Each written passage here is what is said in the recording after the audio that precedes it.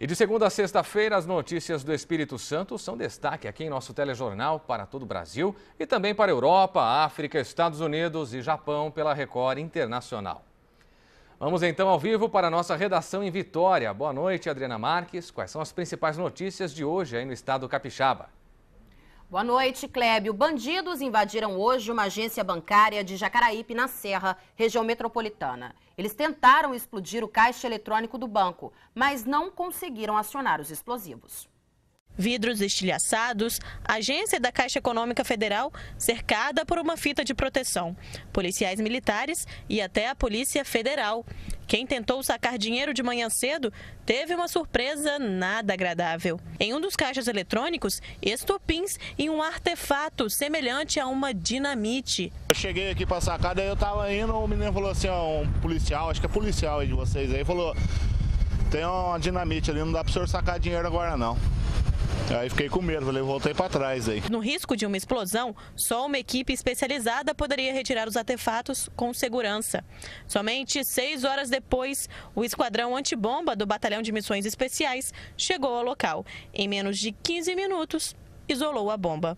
O artefato, semelhante ao utilizado para explosões em pedreiras, foi colocado no caixa eletrônico por volta das 3 horas da manhã e seria suficiente para quebrar até os vidros da agência. Mas, por algum motivo, a bomba nem chegou a ser acionada. A gente vai verificar no quartel, a gente vai levar esse material para lá e lá a gente vai fazer uma análise melhor do material que foi recolhido aqui. Felizmente, o pior não aconteceu, mas a violência e ousadia dos bandidos tem assustado quem mora em Jacaraípe.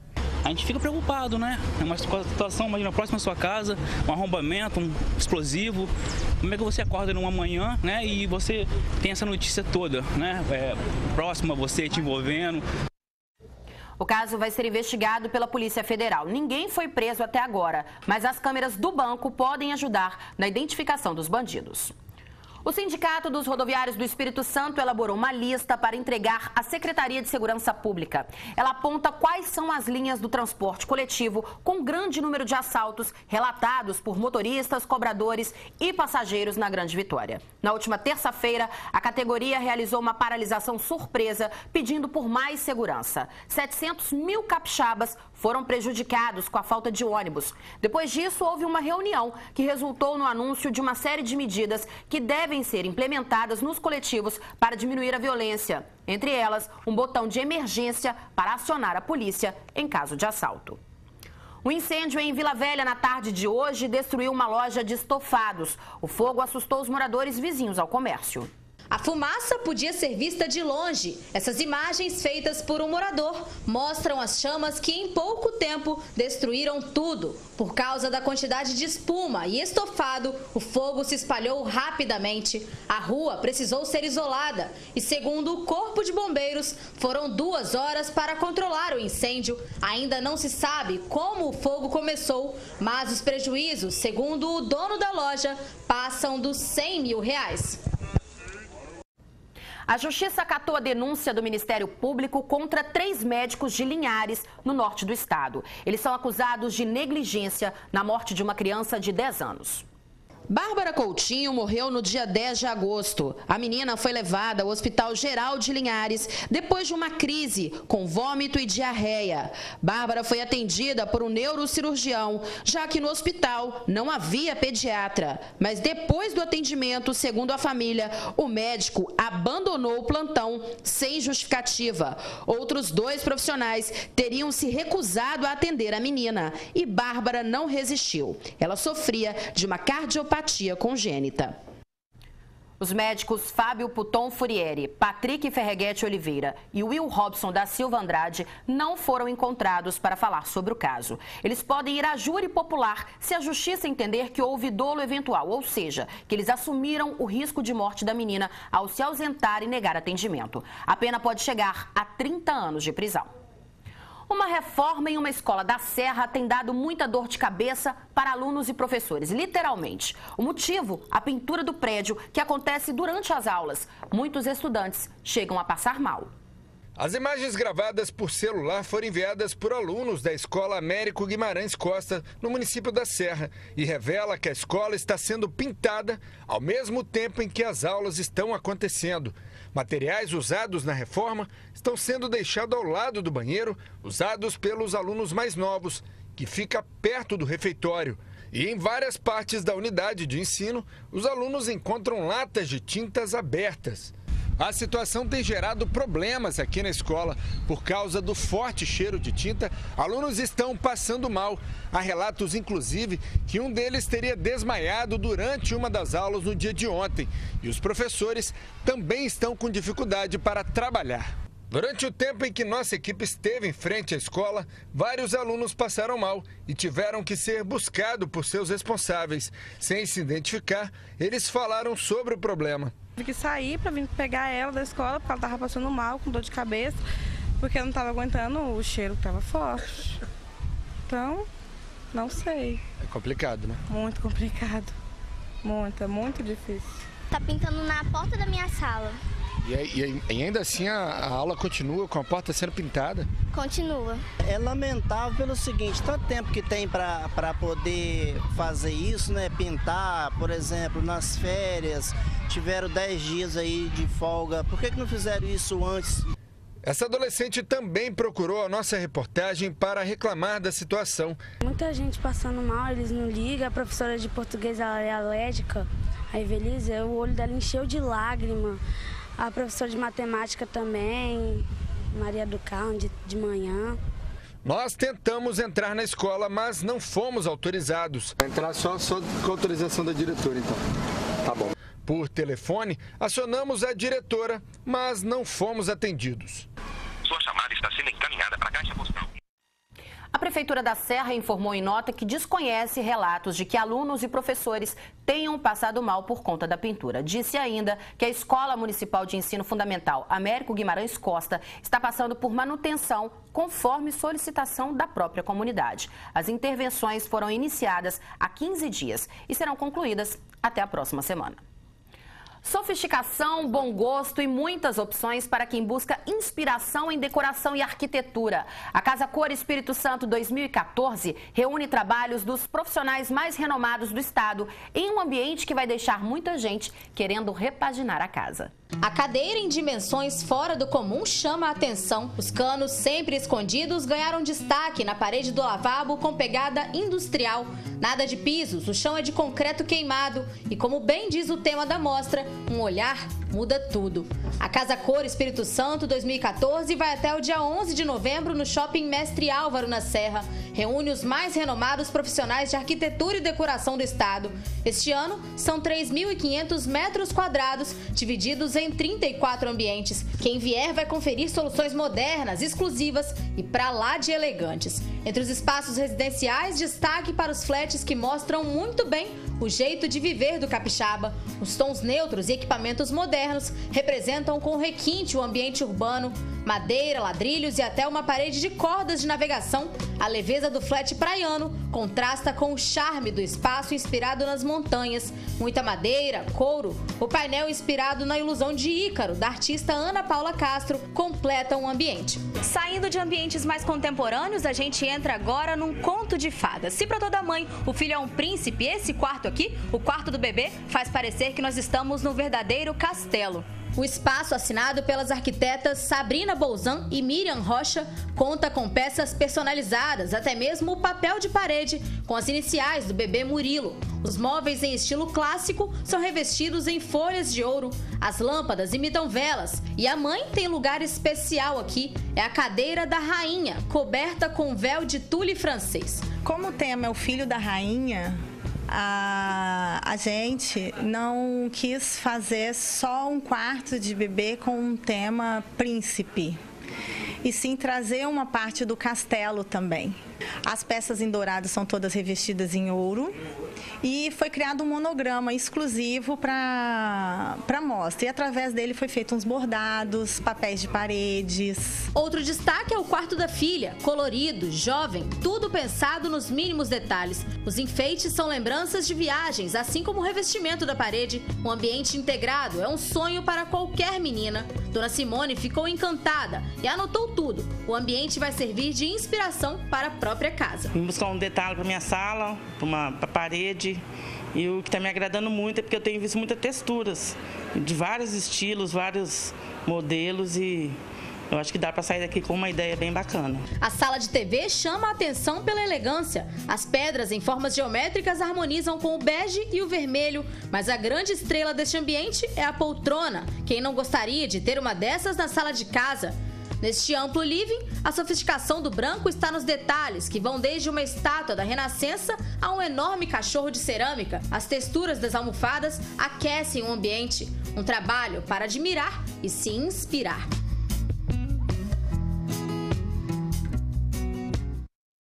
Bom, Clébio, essas foram as notícias de hoje aqui do Espírito Santo. A gente volta a São Paulo com você. Uma boa noite e até amanhã. Boa noite, Adriana. Até amanhã com mais notícias aí do Espírito Santo.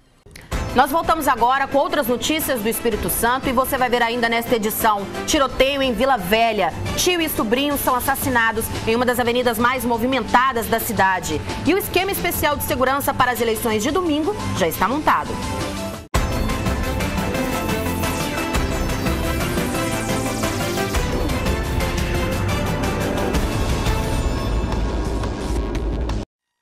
Tio e sobrinho de 17 anos foram mortos a tiros hoje em uma movimentada avenida de Vila Velha, próxima à subida da Terceira Ponte. Houve pânico e correria na hora do tiroteio. O crime foi no início da tarde desta quinta-feira na Avenida Carioca, em Vila Velha, na saída para Vitória. Na hora, o local estava bastante movimentado. Foi muito desesperador, todo mundo saiu correndo, se protegendo, ninguém sabendo o que estava acontecendo, né? De onde estavam vindo os tiros, mas depois todo mundo acabou os tiros, a gente foi ver o que aconteceu. As vítimas estavam neste Honda Civic. Um outro veículo veio, parou ao lado e os bandidos efetuaram vários disparos. Geraldo Tadeu Silva Oliveira Filho, de 17 anos, ainda tentou fugir, mas morreu a 500 metros do local. O carona que saiu correndo estava armado, tanto que revidou o tiro deles. O tio do adolescente que dirigiu o veículo, Gilmar Silva Oliveira, de 38 anos, também foi atingido por vários tiros. Essas imagens gravadas por testemunhas mostram Gilmar sendo resgatado por uma ambulância que passava pelo local. Ele foi levado ao hospital Antônio Bezerra de Farias, mas não resistiu. Gilmar era deficiente físico. Várias cápsulas foram encontradas no local. A polícia suspeita que o crime teria sido motivado por uma briga entre gangues rivais que disputam o tráfico de drogas em vários bairros de Vila Velha. No hospital, foi encontrado no bolso de Gilmar um revólver calibre 38. O trânsito ficou complicado no local. O caso será investigado pela Divisão de Homicídios da capital. Segundo a polícia, o adolescente tinha várias passagens por porte ilegal de armas, furto e tráfico de drogas. Nosso assunto agora é o transplante de órgãos. Apesar do número de doadores ter aumentado no Brasil, ainda há obstáculos para reduzir a fila de espera. E muitas vezes a esperança pode estar na própria família. Há 8 meses, o Rony celebra uma vida nova. Que eu aprendi que o sofrimento é o que me faz crescer. O músico e estudante de 21 anos tinha insuficiência renal desde a infância. No final do ano passado, o quadro se agravou e Rony precisou de um novo rim. O órgão veio da própria mãe. A gente foi lá para São Paulo, eu e minha mãe. A gente fez o teste de compatibilidade. De uma hora para outra saiu o resultado e foi de primeira que ela foi a doadora que me deu o órgão. Salvou sua vida. Sim, graças a Deus. Agradeço a ela. Rony teve sorte, porque só no Espírito Santo, 833 pessoas estão na fila de espera para um transplante de rim. A elas, somam-se mais 159 doentes que precisam de um novo órgão, como córnea, fígado e coração.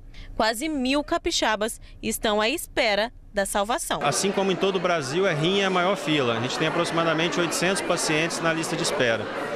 Apesar de ser a lista que tem o maior número de pacientes, não chega a ser tão dramático porque existe a hemodiálise que segura esses pacientes até o transplante.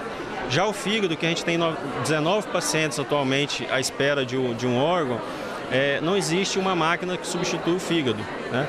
Então, se o paciente não consegue um órgão, ele acaba tendo um fim trágico, pode acabar falecendo. Coração é mais ou menos a mesma coisa, a gente só tem um no estado, e córnea, a lista de córnea são 130 pacientes aproximadamente. Apesar disso, o número de doadores de órgãos no Brasil aumentou quase 90% nos últimos 6 anos. E de acordo com esses dados do Ministério da Saúde, nesse tempo, a fila de espera para transplantes diminuiu. O problema é que essa fila cresce progressivamente. Aqui no Espírito Santo, por exemplo, enquanto quase 1.000 pessoas aguardam um órgão novo e sadio, não passa de 30 a média anual de doadores transplantados. Para o médico da Central de Captação de Órgãos do Espírito Santo, falta consciência. 40% dos familiares que perderam parentes por morte cerebral ainda negam a doação. Para facilitar essa decisão, as nossas campanhas focam em as famílias discutir isso em casa para saber a opinião daquela pessoa, se ela vinha correr uma fatalidade, se ela quer ser uma doadora ou não. Porque aí fica mais fácil da família decidir e respeitar a opinião daquela pessoa que, por eventualidade, teve alguma fatalidade e possa entrar em morte cefálica. Com as 2 córneas, os 2 rins, o fígado, o pâncreas, o pulmão e o coração, uma pessoa pode salvar 8 vidas, como a do Rony. É um gesto lindo, é o amor à vida. O amor se manifesta não somente com palavras, mas no olhar, na aflição e no carinho dos meus pais. A seguir, as notícias do sul do estado, direto de Cachoeiro de Itapemirim. A gente volta já.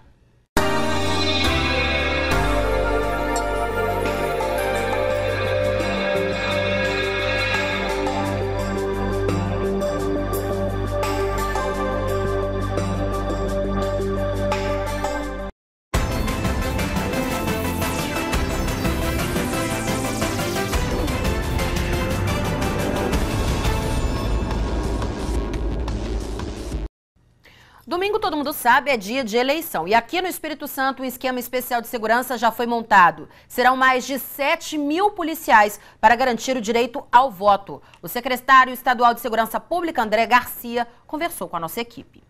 Nosso planejamento implica no aumento do efetivo dedicado exclusivamente ao pleito eleitoral, para dar mais segurança ao eleitor. Nós temos mais de quase 6.700 policiais militares, que vão estar dedicados exclusivamente à segurança do evento, mais 900 policiais militares que estarão fazendo policiamento normal, ordinário, 640 policiais civis, 164 bombeiros, todos eles preparados de plantão no dia da eleição para dar mais segurança ao eleitor e também dar mais segurança ao pleito eleitoral como um todo. Todos os municípios do estado vão ter equipes, inclusive da Polícia Civil, com delegados, escrivães e agentes ou investigadores, estarão lá para garantir a segurança junto com a Polícia Militar. Esse ano, nas eleições, bebidas não estão proibidas. Isso dá mais trabalho, não é mais preocupação? Eu não acredito. Não acho que o pleito vai transcorrer em normalidade. Se houver algum excesso de algum indivíduo que se exceda no consumo de bebida e que cause tumulto na sessão eleitoral, o que vai acontecer é que ele será conduzido à delegacia e serão adotadas as providências de polícia judiciária. Tem a famosa boca de urna, vocês vão agir nessas questões? Todos os policiais estão orientados a agir nesses casos e levar os responsáveis pela boca de urna, porque é uma infração à legislação eleitoral, para responsabilização, seja a autoridade policial civil, seja a autoridade policial da Polícia Federal. E o Tribunal Regional Eleitoral decidiu abolir a lei seca nas eleições de domingo. E nós queremos saber a sua opinião. Você concorda com a venda de bebidas alcoólicas no dia da eleição? Sim ou não? Vote e dê a sua opinião. O site é o www.simnoticias.com.br. Confira agora a agenda de campanha dos candidatos ao governo do estado para amanhã cedo.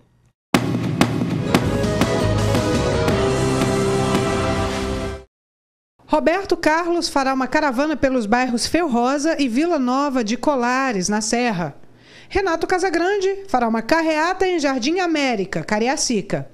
Paulo Artung fará um café da manhã com o segmento esportivo em Vila Velha e depois uma caminhada por Santa Maria de Jetibá. Os candidatos Camila Valadão do PSOL e Mauro Ribeiro do PCB não enviaram agenda até o fechamento desta edição. E agora nós vamos ao vivo a Cachoeiro de Itapemirim com o Ramon Barros, que tem as notícias lá do sul do estado. Boa noite para você, Ramon. Boa noite, Adriana Marques. Em Cachoeiro de Itapemirim, uma lei municipal proíbe jogar lixo na rua e prevê multa para quem for flagrado jogando lixo no chão. O problema é que faltam lixeiras nas principais ruas da cidade e também a quantidade de lixo espalhado pelo chão só aumenta, principalmente durante o período eleitoral. Muito lixo para pouca lixeira. Essa é a realidade das principais ruas da região central de Cachoeiro. Na falta de um local adequado para descartar o lixo, muita gente acaba jogando no chão. Nesse período eleitoral, a quantidade de papel nas ruas aumenta ainda mais. Na Avenida Beira-Rio, quase não se vê lixeiras e em outras partes da cidade, a situação é bem pior. Esta é a Avenida Bernardo Horta, uma das ruas mais movimentadas de Cachoeiro e onde se concentra boa parte do comércio da cidade. Do começo da via até o fim, são cerca de 500 metros de extensão. E por aqui só encontramos uma lixeira. Quem trabalha na avenida se sente incomodado. Aqui é terrível para jogar um lixo, tem que jogar o lixo no meio da calçada ou então na rua, então fazer uma sacolinha igual tá vendo aqui, né? Para jogar o lixo dentro. No centro de Cachoeiro, a situação se repete. Muitas lixeiras estão danificadas e em alguns pontos sobrou apenas a tampa. Quem tem bom costume de não jogar lixo na rua considera que o número de lixeiras disponíveis no município é insuficiente. Tem lixeira suficiente nas ruas de Cachoeiro? Não, está faltando. De acordo com o secretário de Serviços Urbanos de Cachoeiro, Romário Miranda, várias lixeiras foram disponibilizadas nas principais vias da cidade. Porém, muitas delas foram alvos de vandalismo. Mesmo assim, já existe um projeto para a instalação de novas caixas coletoras. Acabamos de adquirir agora uma remessa de lixeira. Estamos mapeando os locais de maior fluxo de pessoas. Até o mês que vem, se Deus quiser, essas lixeiras já estão instaladas no centro da cidade e em outros pontos também que a gente tem mapeado. Uma lei municipal proíbe jogar lixo na rua e prevê multa para quem for flagrado jogando lixo no chão. Porém, desde 2012, ano em que foi sancionada, ela ainda não foi colocada em prática. De acordo com o secretário, ainda é necessário alguns ajustes. A Câmara de Vereadores, através do seu autor da lei, ele já tem ciência disso, ele está fazendo as adequações necessárias para que o município possa fazer a aplicação efetiva dessa lei para aqueles que ainda insistem em colocar o lixo no lugar inadequado. Apesar da falta de lixeira nas ruas, não se justifica a quantidade de sujeira no chão. O que precisa prevalecer sempre é o bom senso e a boa educação. Eu chego em casa, tem vezes eu chego em casa com a minha bolsa cheia de papel. Aí eu pego, quando eu não vou usar, coloco na sacolinha de lixo amarradinha e vai pro lixo. É um bom exemplo, né? E voltamos a falar sobre as eleições de domingo. Aqui no sul do estado, todo o material que será usado na segunda zona eleitoral já está à disposição do cartório eleitoral aqui de Cachoeiro. Todo o material já está separado e pronto para ser repassado para o preposto. Na bolsa, eles recebem cartazes informativos, fone de ouvido para todas as sessões, que já estão habilitadas com áudio, crachá e formulários de justificativa de voto. O preposto, ele é o representante da Justiça Eleitoral nos locais de votação, né? E em qualquer dificuldade ou qualquer problema que os mesários venham ter no dia da eleição, ele está lá para auxiliar o mesário, né? E não conseguindo resolver a situação, ele vai acionar o cartório eleitoral. Além de todo o material utilizado no dia de votação, já estão também à disposição todas as urnas eletrônicas. Cachoeiro de Itapemirim, Vargem Alta e Atílio Viváqua são os 3 municípios que compõem a segunda zona eleitoral.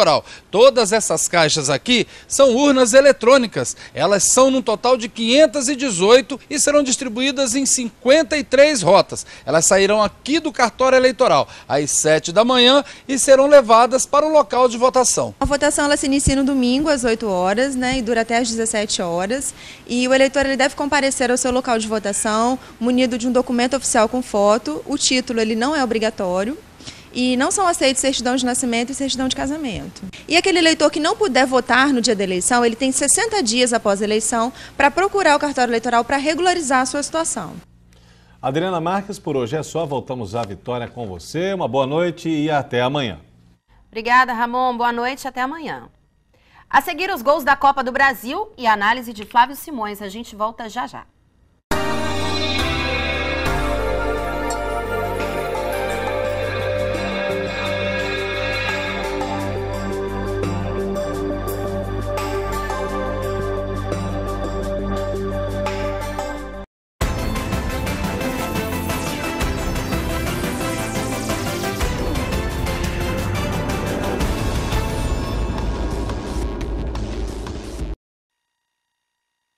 Velha entraram no clima do Outubro Rosa. Monumentos e pontos turísticos das duas cidades ficaram mais coloridos e iluminados com a cor da campanha.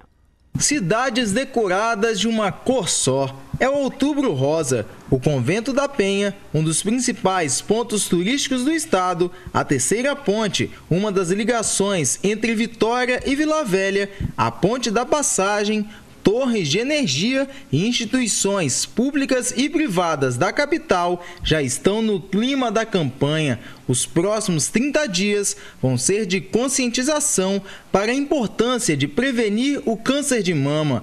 A prima de Marta teve a doença aos 26 anos. Por isso, a auxiliar administrativa pensa que é preciso ter mais divulgação para conscientizar as mulheres de várias idades a fazer o exame. Eu já tenho na minha família, pessoas que têm o câncer de mama, então eu acho que é uma coisa muito complicada. Então, quanto mais cedo a pessoa descobrir, melhor é para ela. A cor foi usada pela primeira vez em 1990 com a distribuição de laços cor-de-rosa na Corrida da Cura, em Nova York, nos Estados Unidos. 7 anos depois, entidades americanas voltadas para a saúde da mulher promoveram ações de alerta sobre a importância do diagnóstico da doença. O sucesso foi tão grande que deu origem ao Outubro Rosa e a iniciativa ganhou o mundo. Esta jovem estudante acha que a campanha é fundamental para que as mulheres descubram se estão com câncer de mama antes que seja tarde. Muitas mulheres ainda têm o receio de fazer um exame, de procurar se aprofundar melhor sobre o assunto. E às vezes, quando decide fazer o exame, já é muito tarde, ou às vezes não chega a fazer e acaba vindo a sofrer alguma consequência, às vezes até sem saber o motivo. Então, eu acho muito importante conscientizar, ver que é uma questão normal de fazer, entendeu? Tanto a adolescente quanto a mulher mais velha, é muito importante isso. Geisia não gosta de rosa, mas se rende à beleza da cidade todo mês de outubro. Muito mais bonito, muito rosa espalhado, apesar de eu não ser muito fã de rosa, mas fica realmente muito bonito. Eu apoio, eu visto a camisa, acho muito interessante. E agora nós vamos falar de futebol. A rede balançou ontem pela Copa do Brasil, assunto claro para o Flávio Simões. Boa noite, Flávio. Boa noite, Adriana, boa noite a todos que nos assistem. E aí, o que você achou da rodada de ontem? Alguma surpresa? Bom, surpresa, acho que não, né? Parece que a rodada de ontem pela Copa do Brasil, Adriana e telespectadores, não apresentou nenhuma surpresa com relação aos resultados. Deu, Adriana, o que tinha que dar. Apenas o Cruzeiro, em parte, contrariou a expectativa. É que esperava-se mais do time que lidera o Campeonato Brasileiro. O Cruzeiro venceu o ABC por 1-0, um golzinho sofrido aos 33 do segundo tempo, depois de inúmeras tentativas. No Maracanã, o Santos venceu o Botafogo por 3-2, depois de uma falha do goleiro Jefferson, goleiro de seleção, que terminou o jogo com uma lesão no dedo da mão. Robinho fez 2 gols nessa partida. O América de Natal jogou em casa, foi derrotado pelo Flamengo por 1-0, num jogo, digamos, sem muitos atrativos. Corinthians e Atlético se enfrentaram na Arena Corinthians para um público superior a 27 mil torcedores. Fizeram um primeiro tempo bem movimentado, mas na etapa final o jogo caiu de produção. O placar final foi 2-0 para o Corinthians, que fez valer o mando de campo. Vamos aos gols? Vamos ver os gols que marcaram a rodada. Era um Corinthians pressionado pelos últimos resultados, pela cobrança da torcida e com o treinador na corda bamba. Mas o Timão espantou a crise em grande estilo. Guerreiro aproveitou o cruzamento de Renato Augusto para fazer história no Corinthians. O peruano chegou a 36 gols no Timão. e superou Ronaldo Fenômeno na lista dos maiores artilheiros do clube. No segundo tempo, Diego Tardelli tentou. Já o Corinthians soube aproveitar bem as chances que teve. Após o vacilo do goleiro Vitor, Luciano fez 2-0 e complicou a vida do Atlético. Mesmo com uma equipe mista, o Cruzeiro pressionou o ABC de Natal, mas não conseguiu marcar no primeiro tempo. O jogo ficou perigoso para o Cruzeiro, que promoveu a entrada de Marcelo Moreno e de outros 2 titulares que estavam sendo poupados. Eles deram mais movimentação ao time e o gol acabou saindo. Léo, de cabeça. Placar final, Cruzeiro 1, ABC 0. Robinho foi o destaque na vitória do Santos por 3-2 no Maracanã contra Botafogo. Ele marcou 2 vezes e chegou a 101 gols pelo time da Vila Belmiro, mas acabou expulso por simular uma falta. O Flamengo venceu o América de Natal por 1-0 na Arena das Dunas, com gol de Gabriel. Bom, agora esperar os jogos de volta na próxima semana. Isso aí. Flávio, pela Copa Espírito Santo, também tem alguma novidade aí? Bom, pela Copa Espírito Santo a gente já tem os 4 semifinalistas. Desportiva, Atlético de Itapemirim, Rio Branco e Real Noroeste vão fazer a semifinal da competição. Neste final de semana, Adriana, por conta das eleições, os times folgam na tabela. Rio Branco e Desportiva, para não ficar sem atividade, vão fazer amistosos. O Rio Branco vai à Vargem Alta, joga contra a equipe de Jaciguá, é uma equipe do futebol local. E a Desportiva joga contra um clube que vai representar o Espírito Santo no campeonato no Vietnã, no mês de novembro. É o Clube do Espírito Santo, que é formado por atletas de várias equipes, atletas basicamente de empresários, porque o objetivo dessa competição, chamada BTV Cup, que acontece no Vietnã, é vender jogadores. Então uma empresa brasileira, ela seleciona os jogadores locais ou de outros estados e aí levam para disputar esse torneio no Vietnã. Essa equipe que foi formada e que vai representar o Espírito Santo é que vai fazer amistoso com a Desportiva amanhã às 3 da tarde. Tá certo, Flávio Simões, mais uma vez, obrigado pela sua presença. Um abraço a você, Adriana, e a todos uma boa quinta. Obrigada. Bom, e só lembrar que a partir de amanhã, o Hora News do horário do almoço volta a ser exibido à 1 da tarde. Como a propaganda eleitoral gratuita termina hoje, o Hora News edição da tarde volta aí ao seu horário antigo. Bom, e o Hora News Espírito Santo de agora termina aqui. Record News, a líder em notícias.